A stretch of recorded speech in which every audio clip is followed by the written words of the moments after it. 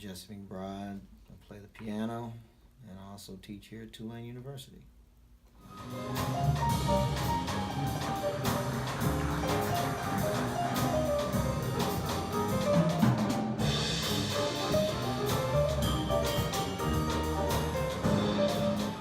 John Doheny and it was the Johns, John Doheny and John Dobry. They allowed me to essentially look at everything that was happening and shape it in my vision. Wow. And the first thing was to let me have steward over the budget. So I was able to bring in local, regional, national, international artists, award-winning artists that I just knew and came up with or I played with, and that really helped inspire the students and raise the level of understanding what the standard of this music was. Because subsequent, some time passed by, and over a few years they allowed me to really develop this, and we can all see, how one person will get out there, and then two other people, they graduate, and two or three people, and three or four people. It's like, man, we got a few professionals out here after That's awesome. a couple of years. And that was my goal. I was like, wow. Why would we have people come here, spend all this money, and leave here without the potential to be a professional? I was like, I ain't setting people up for failure. I'm setting them up for success. And I went to it, and then I met Trina Beck. And Trina and John Joyce were having a conversation, and JJ says, well, Jesse just got here. It'd be a good opportunity for him. You should see if he'll be willing to put this together over at the Rathskeller. And Trina started giving me the details, and I said, oh man, this is a great opportunity. It reminds me of the artist series in which I met my first band leader, Jason Marcellus, at UNO. And they call that Jazz at the Sandbar. So I basically modeled that after Jazz at the Sandbar. Wow. Because that's where, when you're a freshman and you don't know anybody in New Orleans and you're not from New Orleans and you're really not that good, it's a place for you to have a goal. Okay, I have to learn these 3 songs. I got to play these 3 songs on this day to the best of my ability in front of these people with the combo that I'm in. So that was and that's the first one is that first semester right there. Our first artist is Clyde Kerr. Wow. Then Adonis Rose, who's like a big brother, musical big brother to me. Professors of Pleasure, that was the faculty band name at the time. Harold Baptiste is that guy right there, my biggest mentor, the man that made me a man. Yeah.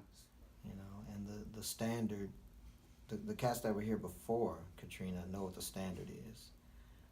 But a lot, I don't have an exact figure, but a lot of the musicians that have come here post Katrina do not understand what the standard is here.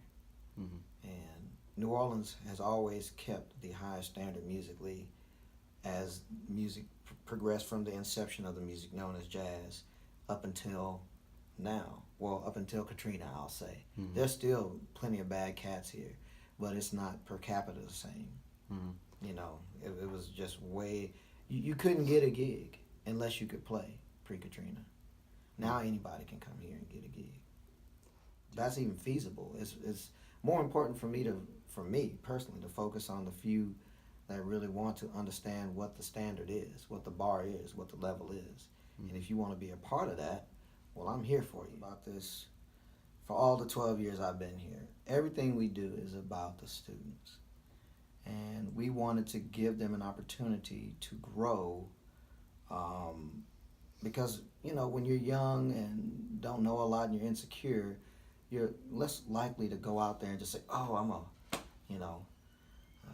go talk to every quote-unquote jazz musician I know and get to know people. I mean, you're reasonably, understandably, a little insecure.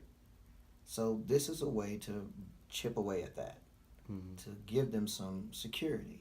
Say, hey, this is a place, whether you know this to the best of your ability or not, you're going to play.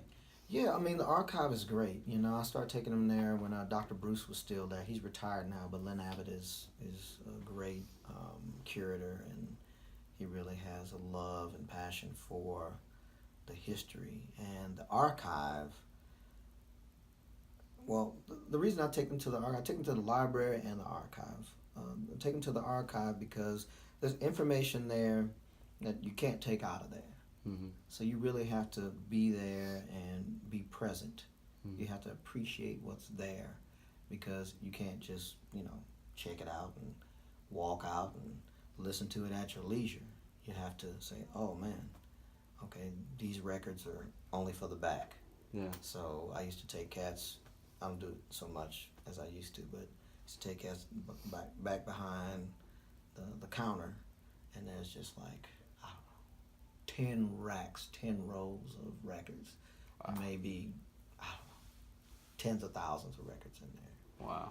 And I'll just go with one artist that I wanted that person to check out, and they allow me to put the record on the player, and they know that I know how to use a record player because, once again, that's kind of a lost art as well.